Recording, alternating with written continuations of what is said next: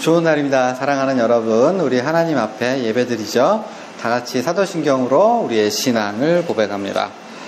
전능하사 천지를 만드신 하나님 아버지를 내가 믿사오며 그 외아들 우리 주 예수 그리스도를 믿사오니 성령으로 잉태하사 동정녀 마리아에게 나시고 피라도에게 받으사 십자가에 못 박혀 죽으시고 장사한 지 사흘 만에 죽은 자 가운데서 다시 살아나시며 하늘에 오르사 전능하신 하나님 우편에 앉아 계시다가 그로서 생자와 죽은 자를 심판하러 오시리라. 성령을 믿사오며 거룩한 공예와 성도가 서로 교통하는 것과 죄를 사하여 주시는 것과 몸이 다시 사는 것과 영원히 사는 것을 믿사옵나이다. 아멘. 살아계신 아버지 하나님, 이 시간 주의 이름으로 모였습니다. 오직 주님께 집중하는 시간 되게 하시고 하늘로부터 오는 신령한 것으로 우리의 몸과 마음이 채워지는 귀한 시간 되도록 주님께서 주장하여 주옵소서. 하나님의 영광을 체험하고 바라보는 시간 되게 하여 주옵소서. 예수님의 이름 받들어 기도하옵나이다. 아멘. 찬양하죠. 예수가 함께 계시니 시험이 오나 겁없네. 기쁨의 근원 되시는 예수를 위해 삽시다. 날마다 주를 섬기며 언제나 주를 기리고 그 사랑 안에 살면서 딴 길로 가지 맙시다. 이 세상 친구 없어도 예수는 나의 친구니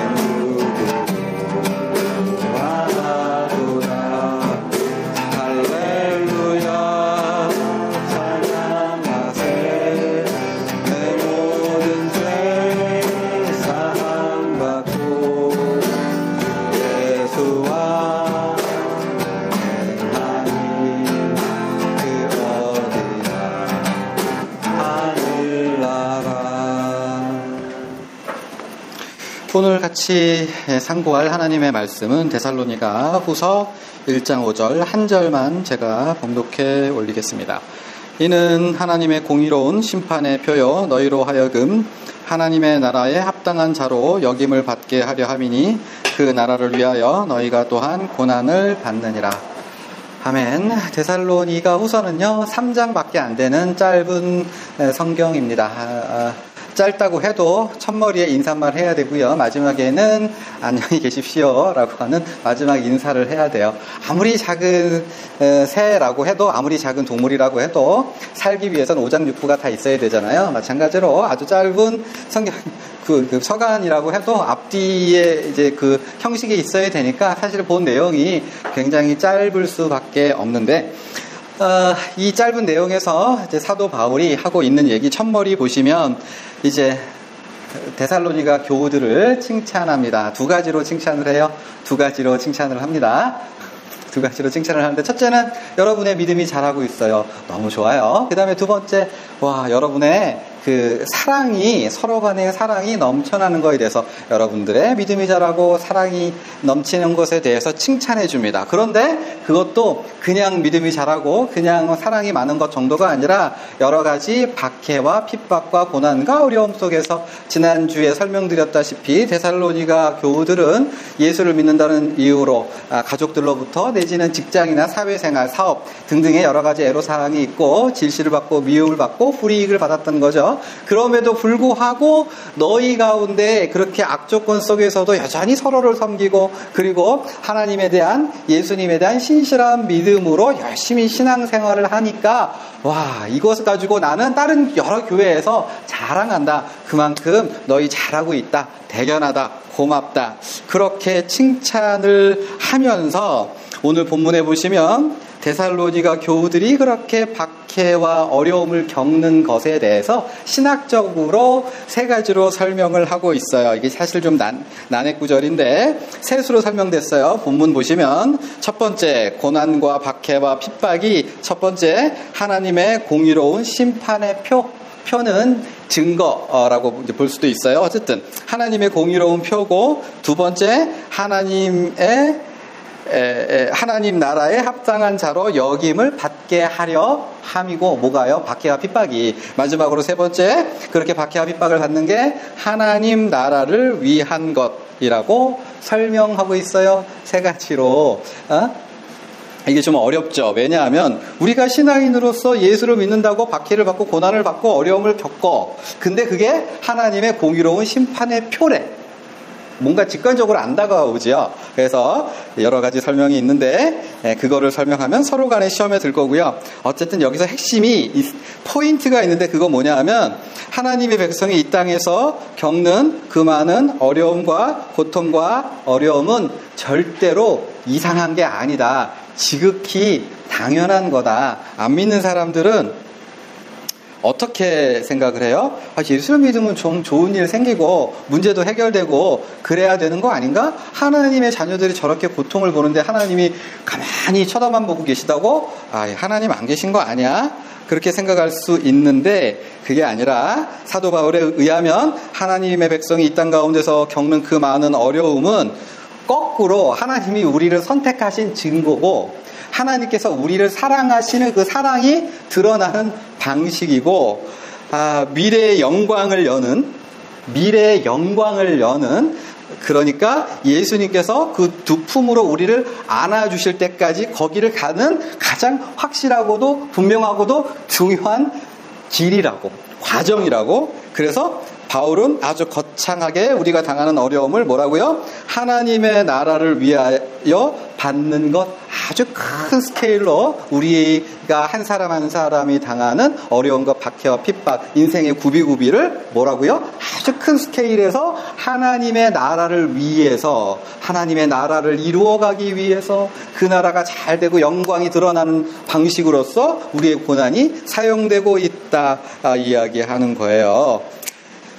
그렇다고 해서 사도 바울이 그거 참을 수 있지, 아무것도 아니야, 이렇게 설명 안 해요. 사도 바울의 글을 쭉 읽어보면 자기가 당하는 게 너무 괴롭고 자기를 괴롭히는 사람에 대한 그 증오와 분노가 아주 이게 원색적인 언어로 이렇게 드러내주고 있어요. 그래서 바울이 기도 제목을 얘기하고 기도를 부탁할 때 이거를 꼭 빼먹지 않아요. 내가 당하는 고통이 너무 힘들고 괴로우니까 하나님께서 이 악한 자들을 좀 막아주십사, 우리가 당하는 이 어려움에서 꺼내주십사라고 기도해주세요라고 부탁을 할 뿐만 아니라 여러분들이 당하는 그 고통이 너무나 그 어려움이 내가 너무 마음이 안쓰러워서 그거 내가 진짜 눈물로 열심히 기도하고 있다, 힘을 내라, 이렇게 이야기를 하고 있는 것에도 불구하고 근데 그렇게 꺼려지는 거지만 그래도 당하는 어려움이나 힘든 것들이 하나님께서 우리를 사랑하시는 방법으로 우리에게 주어진다. 이것이 하나님 사랑의 증거와 표징이다. 그러면서 이 말이 여러분 실망스럽게 다가오지 않나요? 자, 그런데 더 실망스러운 얘기를 합니다. 9절 하반절 우리가 같이 한번 읽어볼까요? 주 예수께서 자기의 능력의 천사들과 함께 하늘로부터 불꽃 가운데 나타나실 때, 아멘. 우리 어린이 설교에서는 포인트를 뭘로 잡았어요? 반드시 예수님께서 오셔서 해결해 주십니다, 이렇게 포인트를 잡았죠. 근데 여러분들 여기서 이런 거 생각해 보시나요? 그러니까 이게 무슨 얘기예요? 예수님이 언제 오신다는 거죠? 내일 모레 오실까요? 그러니까 우리가 당하는 어려움과 고통이 하루 이틀 만에 해결된다, 안 된다? 해결 안 된다. 어렸을 때는 대학 가면 인생이 막 행복할 것 같지만 나름 짐이 있고 어려움이 있고, 그죠? 고등학교 때 겪지 못했던 어려움이 있는데 이제 졸업을 하고 취직을 할 거예요. 취직을 하면 세상이 천국으로 변하지 않죠. 결혼을 하면 지옥을 맛볼 거고요. 거기에다 애를 낳아보세요. 미쳐버립니다. 그리고 애 다 키웠어, 그죠? 어머니, 우리 애 다 키워가지고 이제 편안하시죠? 걱정 근심 하나도 없고? 아니죠. 그러니까 그래요. 그 얘기를 하고 있는 거예요. 아무리 이 기본값이 어려움이 있고 고통이 있고 문제가 있고 그렇다는 거, 기본값이. 그러다가 가끔 아주 가끔 때때로 조금씩 평안할 때가 있을 거야 라고 하는 거죠. 창세기 8장 22절 뭐라 그래요? 땅이 있을 동안에는 심음과 거둠과 추위와 더위와 여름과 겨울과 낮과 밤이 쉬지 아니하리라. 아이고 하나님, 제가 암에 걸렸네요, 좀 살려주세요. 그래서 암이 났어. 그러면 그 사람의 인생은 끝이냐? 아니죠. 또 다른 문제. 물론 하나님께서는 우리에게 집 문제도 해결해 주시고 경제적인 문제도 해결해 주시고 자식 문제도 해결해 주시고 병도 고쳐주시고 때때로 도움을 주시고 역사하시고 체험하시고 아멘 하면서 기쁜 환희의 때가 있을 거지만 그 뒤에는 늘 이전에 생각지도 못했던 어려움들, 추위와 고통이 뒤따를 것이다. 사랑하는 여러분, 예수님께서 나사로를 살려주셨죠. 나사로 죽었을까 안 죽었을까? 나사로 병 들고 또 어려움 겪고 그리고 결국 죽었어요. 예수님께서 떡 5개 물고기 2마리로 5,000명 먹이셨어요. 그 떡 먹고 이 사람들이 즐겁고 행복하고 그때는 우와 진짜 예수님 살아계신 하나님의 아들이네 라고 박수 쳤겠지만 돌아왔으면 배가 고팠을까 안 고팠을까? 인생에 실존적인 문제가 있었을까 없었을까? 그래서 사랑하는 여러분, 우리는 인생의 눈높이를 낮춰라. 우리의 일상은 어려움과 힘든 것이 늘 있고 때때로 없다. 그게 우리의 인생이에요. 사도 바울은요 결코 낙관적인 인생관을 가지고 있지 않았어요. 이 세상은 어떻게 어떤 마음가짐으로 살아야 되느냐? 하늘나라에 내가 이 땅 가운데 고생하면서 마일리지 쌓는다라는 느낌으로. 내가 저주받아서 예수님이 날 싫어하니까 이런 고생하고 마음고생하고 그 짐을 짊어지고 아이고 남들은 잘만 사는데 난 이렇게 힘들어 할 것이 아니라 예수 믿는 사람은 누구나 다 대체로 힘들고 어렵고 마음에 짐과 부담을 가지고 쌓는다. 우리의 영광은 불꽃 가운데 예수님이 오시기 전까지 우리의 어려움은 쉬지 않을 거라고 하는 거. 여러분을 저주하는 건 아니고 당하는 그 모든 일이 잘못된 것이 아니라고 하는 것을 기억하셨으면 좋겠어요. 설교 정리하는데요. 지금 이 세상이 전부인 것처럼 전부 칠 일 없겠죠? 오늘 좋아도 내일 힘든 일 생길 거예요. 이거 예수님 들어주셔서도 생각지도 못한 일이 생길 수 있으니까 그래. 지금 은혜 주셔서 잠깐 이렇게 행복하지만 어려움이 언제든 있어도 그거 결코 이상한 거 아니야. 그래, 내가 그거 겪어야지 라고 하는 눈높이를 낮추고 겸손한 마음으로, 그러나 예수님이 오실 것을 기대하면서 이 땅 가운데 정부지지 말고 하늘을 바라보면서 살아가는 저와 여러분 됐으면 좋겠습니다. 아멘. 기도하시죠.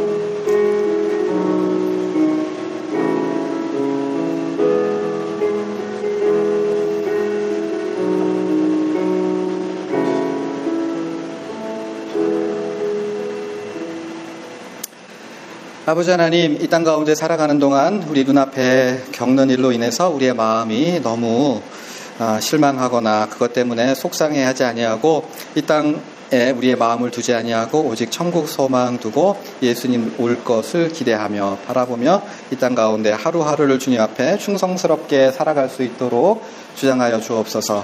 살아계신 예수님의 이름 받들어 기도하옵나이다. 아멘. 하늘에 계신 우리 아버지여, 이름이 거룩히 여김을 받으시오며 나라가 임하시오며 뜻이 하늘에서 이루어진 것 같이 땅에서도 이루어지이다. 오늘 우리에게 일용할 양식을 주시옵고 우리가 우리에게 죄진 자를 사하여 준 것 같이 우리의 죄를 사하여 주시옵고 우리를 시험에 들게 하지 마시옵고 다만 악에서 구하옵소서. 나라와 권세와 영광이 아버지께 영원히 쌓옵나이다. 아멘. 아멘.